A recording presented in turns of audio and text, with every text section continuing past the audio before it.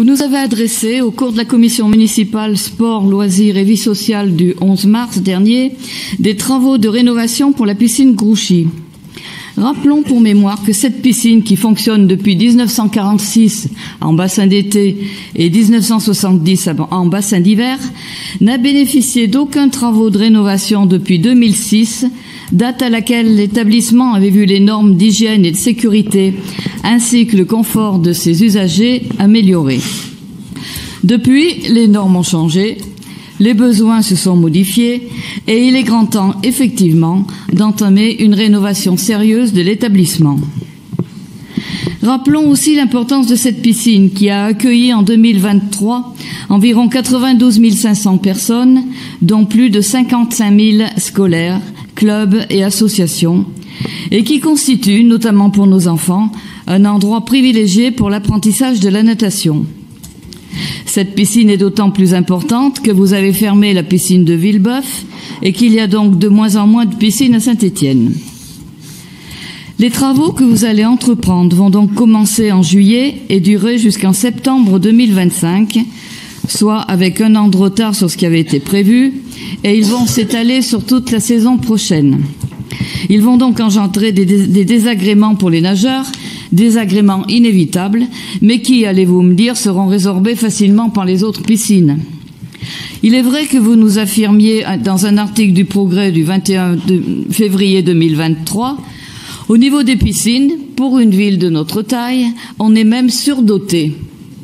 Mais ça, c'était avant. Avant la fermeture de la piscine Villebeuf, le 23 juin 2023, avant la fermeture au public de la piscine La Cotonne, le lendemain. La première accueillait scolaires et clubs, la seconde les bébés nageurs et le public de tout un quartier, voire plus. Nous vous demandons de nous indiquer, indépendamment de l'accueil du public, comment seront répartis les cours dans les autres piscines de la ville. Tous les scolaires et tous ceux qui cette année sont inscrits à des cours pourront-ils en bénéficier? Pouvez-vous, par exemple, étendre les horaires dédiés aux cours et disposez-vous pour le faire d'un nombre de maîtres nageurs suffisant? Par ailleurs, car vous nous parlez d'une deuxième phase de travaux qui devra intervenir d'ici 10 ans. De quels travaux voulez-vous parler lorsque vous évoquez cette perspective pour le moins très lointaine? S'agit-il d'une réfection des cabines ou des douches actuellement dans un état lamentable ou des plafonds qui ne valent guère mieux? Et pourquoi attendre 10 ans pour faire ces travaux?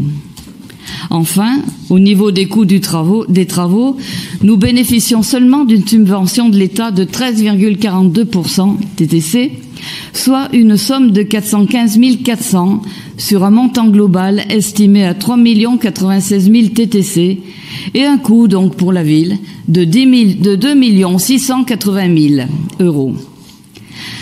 Avez-vous demandé, et sinon ne croyez-vous pas qu'il serait le temps de le faire, sinon à Saint-Étienne Métropole, du moins à la région ou au département, de vous accorder une aide? Merci. La clé sous la porte, le centre social de la Dame Blanche, la maison de quartier de Côte-Chaude, l'amicale laïque de la Chalais-Assière, l'amicale laïque de Beaubrun, la LCPM de Montrénaud, l'amicale laïque du Soleil, la GEF de Montrénaud.